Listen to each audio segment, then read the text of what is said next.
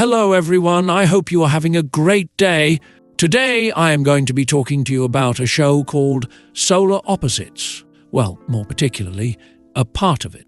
Solar Opposites is an adult animated comedy show centered around 4 aliens whose home planet blew up, forcing them to relocate to Earth.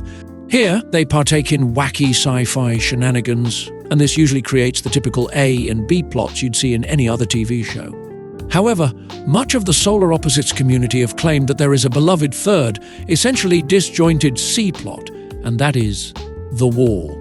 The wall is a grid of 6 by 20 terrariums that are embedded in the wall of the alien children's, Jesse and Yumulak's room. But the inhabitants of these terrariums are not anything you'd find in a zoo. They're human.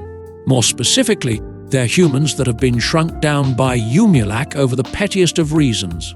We aren't shrinking kids down anymore. These are adults. I got a couple litter bugs, a lady who had 15 items in the 12-item lane, and a guy who pronounces schedule like schedule. That's not wall-worthy. That's you being a jerk. Relax. And so this C-plot concept gives us a great view of a sort of civilization in a bottle.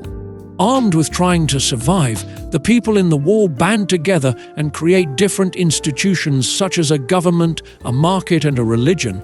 This video will look at the evolution of civilization and the Bowenian Church in the wall. We will look at the history of the wall through the lens of the Bowenian Church, using the various artifacts and traditions brought up throughout the show. We focus on our main character, Tim, around 1 year after the wall has been established. Here he finds that there is a totalitarian ruler named the Duke who rules over the wall with martial law. We also come to learn of the Bowenian Church, a religion that hails Jessie as a deity, as she is the one who sustains the wall with food and supplies. Off of this first glimpse, we already see many of the persistent artifacts to come. There are trimmed bushes of Jessie elevated at the entrance and at the front podium, and plenty of symbols featuring her iconic bow, such as the lights and popsicle sticks. We see many people deep in emotional and individual prayer, oftentimes sporting a pink article of clothing or a bow. We also see some resemblance to traditional churches, such as the playing card pews and stained glass.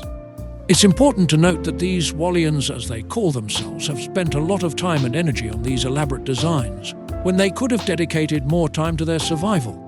This indicates that there was an advantage to having the Bowenian Church existing. They have also created a holiday around Jessie's birthday, during which they praise Jessie for being benevolent by listing all of the ways she provided for them. Beef jerky! All thanks to Jessie. The day she changed Yumulak's phone alarm to not be Maroon 5. All thanks to Jessie.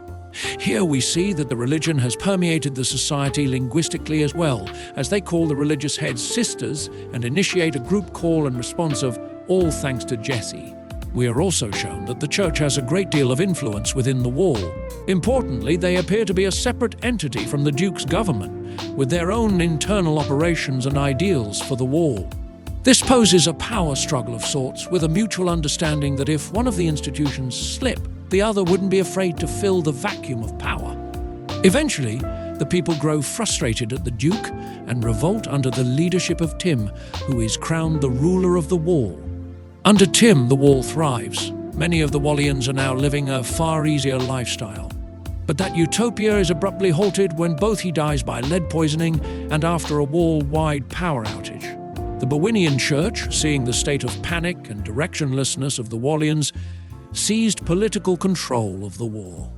This is spearheaded by using Pesley, the accidental child of, unbeknownst to everyone, Tim, and is the first child born small.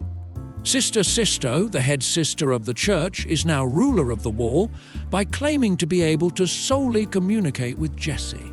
Through this, she also claims that Pesley was sent by Jessie herself. She calls her Jessius, a play on Jessie's name, to portray that Pesley is to be viewed as a Christ-like figure in the wall. Here we see the most dramatic shift of the Bowenian Church in the show. They are now both religion and government, functioning as a divine kinship under Sister Sisto. Those who do not obey the church are considered heathens and are walled off, yes, a wall within a wall, from the church. The Bowenian Church has, in essence, established a collective identity with all of its members. There is plenty of evidence of this collective identity. The members of the church now all dress the same and participate frequently in group rituals.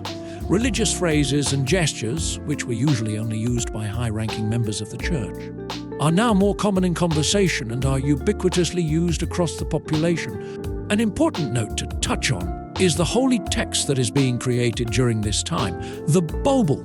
Written by scribe Sister Nova, the Bible features the revelations that Sister Sisto has gained from Jesse, preaching divine concepts such as Jesse's light and Yumu hell. However, when posed with the dilemma of blatant contradictions in her teachings, she alters its context to maintain coherency.